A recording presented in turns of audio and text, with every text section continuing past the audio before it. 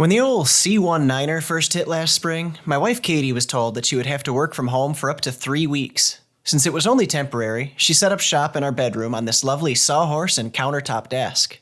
10 months later, she's still working from home, and she's been so productive during this time that her bosses have told her she might never need to return to the office. So now, she has her own home office in our newly refinished upstairs, and that temporary desk just doesn't cut it anymore. Katie is a hard-working professional, and when I told Rockler that I needed to build her a professional's desk, they jumped at the chance to help out. We're going for stout yet elegant with this one, but it needs to come apart into a few pieces so it will fit through some narrow doorways and up a set of stairs. With all that in mind, let's make some dust. I started with some seriously massive pieces of rough sawn ash and started breaking them down to find my leg components inside. I like to use the end vise on my workbench for this step to help give me support on both sides of the cut. This makes it less likely that I'll pinch the blade on the saw or drop a 40-pound slab of pain on my foot when it separates. To get all my components from the material I had, I needed to get a few pieces out of this crotch, so I marked it up until I found where all those pieces were hiding. I had some thinner rough sawn boards to use for the top, with emphasis on rough. Just look at this guy. Cupped, cracked down the center over most of its length, and there's a huge dip where the sawmill blade took a detour during the cut. In order to save the most material on this during the squaring process, I ripped it roughly down the middle using a circular saw. This did a number of things to help me out. 1, it cut right through the crack, making it easier to investigate and eliminate. 2, it reduced the intensity of the cupping by about half, meaning I wouldn't have to plane away as much thickness to get it flat. And 3, it made the pieces fit through my joiner and planer without the need for any sleds or jigs. I used my bandsaw to cut the leg components to rough size, which also made those parts easier to dimension when I jumped over to the joiner to flatten and the planer to get the second face flat and parallel. After going through my entire stash of ash, I came up exactly 1 board short of what I needed for a full-size desktop. So after consulting with Katie, I added a strip of walnut for an unnecessary racing stripe. Just like a fancy car, this desk now looks like it's going fast even when it's standing still. I used a biscuit joiner to help hold the boards in line during the glue up, as well as adding a little extra strength to the finished piece. During this step, my little helper alternated between looking like he might fall asleep and pretending that the biscuits were some kind of wooden fish. The glue up was pretty straightforward. Slather on glue, insert biscuits, lay flat and squeeze tight. My helper did a great job of filling his share of the holes, then rationing out the rest of the biscuits to me so he wouldn't accidentally lean into the glue with his nice coat like he does with whatever happens to be on his plate for dinner most nights. While the glue sets up on the top, it's time to look back at the legs. The idea here is that I wanted a cantilever design to make getting in and out of the desk easier and keep Katie from banging her knees on the legs. That's why I went with this big ash material. I could make the legs really strong and extra heavy so that there's lots of weight down low to support this asymmetrical design. I spent some time making precise measurements and marking up 1 set of leg components. As long as I set things up correctly, the other leg will just be a mirror copy. Using Rockler's precision miter gauge and fence, I started cutting out the half-lap joinery. At first, I was only concerned about the width. I lined up 1 mark and matched the stop block on the fence to it. Then I used a mag switch stop block to match up just shy of the mark on the other side. Starting against the fence stop block, I proceeded to hog away most of the material until I bumped into the magnet. Then, I checked my cut against the leg and continued to make very little cuts, bumping the magnet over each time until I got a nice, tight fit. Then I raised my blade up to just shy of the full depth and cut away the rest of the material in the joint. I like to err on the shy side because of my reclusive personality. I mean, because if you cut the joint too tight or too shallow on the first try, you can make tiny corrections until you get it right. If you accidentally take away too much on the first try, then you'll be cutting out all new pieces and starting over. Here you can see my depth wasn't quite enough, so I raised the blade up half the height of that lip and cut again. Now I have a perfect fit. With the widths and depths sorted, I cut out the joinery on the remaining leg components, which you could see here if the camera was actually focused on what I was doing. But instead of blaming my evil tripod for ruining yet another shot, I'll take this opportunity to remind you of another Rockler-sponsored project where I made those cool walnut tool holders and hung all those clamps on the wall. If you'd like to check that video out, there's a link in the description. I test fit the legs together so I could start working out the placement of the stretchers that would connect them. The lower one is going to go right there, but while designing this in the computer, I struggled to visualize the best place for the top one.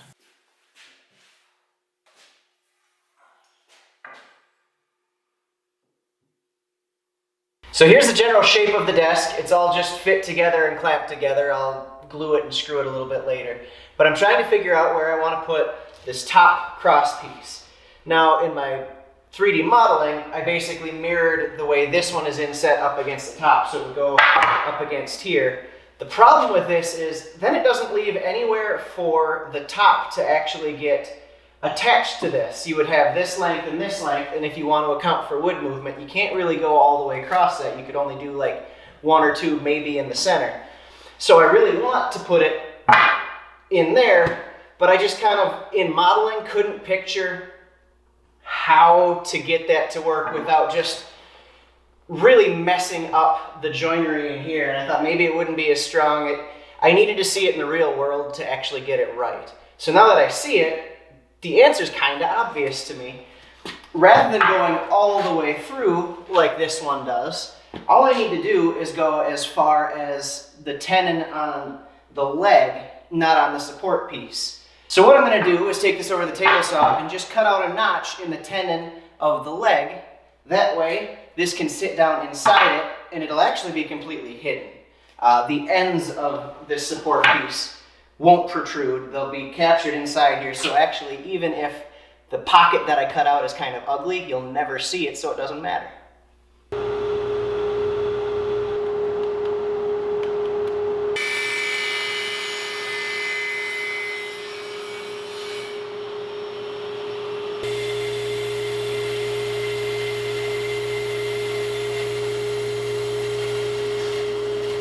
So this is that notch that I just cut out so that that cross member can sit down in between it. So let's put the top support back on.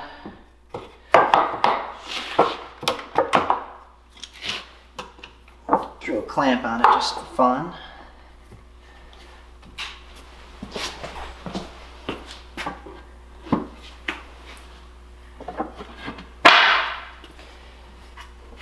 There. I like that a lot. So I spent some time here with my parts list and my layout tools and marked out the different parts that are going to get cut off of the feet and the top support. So you got a 45-degree angle on the back corner, which will be easy, but then we have a unknown weird angle on all of the other ends. So that's where that miter gauge on the table saw is going to really come in handy. I scribbled out on all of the faces that are going to be waste so that I can't screw it up, because that's important. And then I also drew this little arch along the bottom of the foot. That's less about decoration and more about getting 4 distinct feet on the floor as opposed to big parallel legs. I'm gonna cut this last because I need to make sure that I have square sides to run this over the blade on the table saw.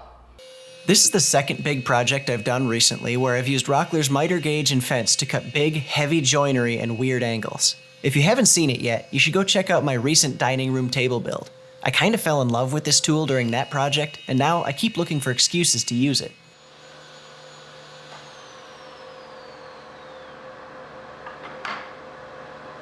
With the corners clipped off on the table saw, I used my bandsaw to cut the arch into the bottom of the foot, then a spindle sander to smooth out the rough spots. Then, I put the leg back into the foot and traced the arc and cut that little sliver off at the bandsaw as well. The joinery and the shaping is all done, so it's time to get to gluing. I drilled pilot holes through the legs and into the feet, then temporarily fastened them together with some screws. The reason I'm drilling these holes just a little bit different is because this is the cross piece that connects the 2 legs, and I'm going to have screws coming through here to hold the cross piece on. So I need 1 screw that will go in between those 2 screws to keep from getting in the way of things.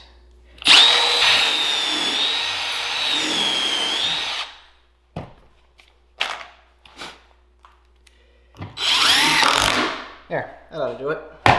I set up my drill press fence and drilled recesses in the ends of the stretchers, then switched bits and drilled smaller holes all the way through. With stretchers in place, I made sure everything was nice and square, then drilled pilot holes into the legs.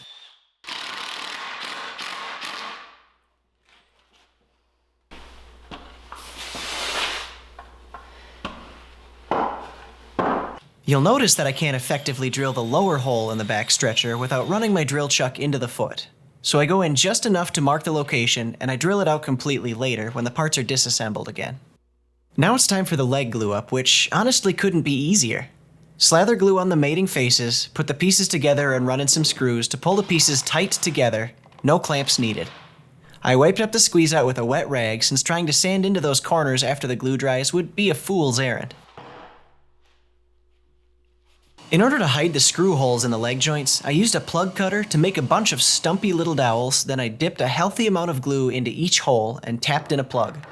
I tried to line up the grain as much as possible, but mostly this won't matter since they will be facing inward on the desk, making them hard to see anyway.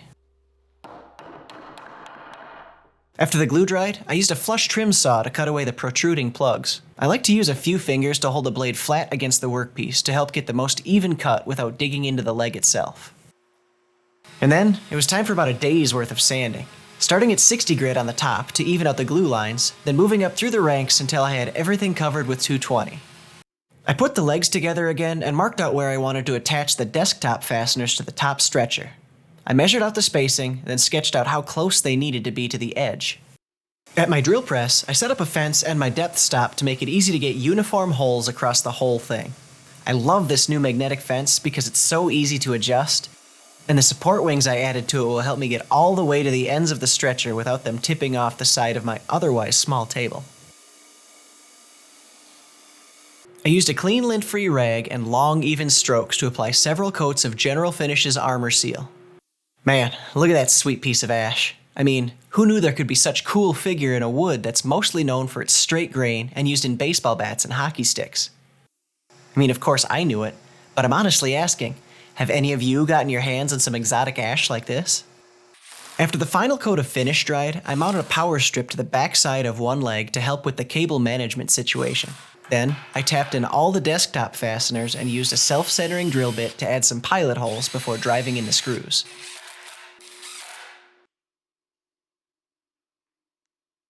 Then I flipped the legs upside down and set them on the desktop.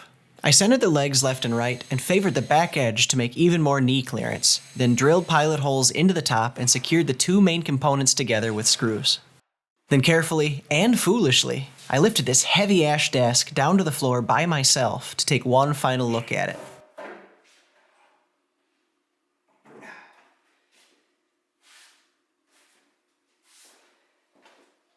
The last thing I had to do was take it apart again and haul it up to Katie's new office. With a little help from Mr. Cool Coat Biscuit Fish and Flint the Wonder Pooch, we got it put back together one last time and left it for Katie to set up the way she wanted it. I'm really excited to have my new desk in my new office space. I've been working from home for months. As many of you know, that comes with its own challenges. And thankfully we had supplies sitting around and we could make a temporary-ish desk for me to use, but it wasn't ideal.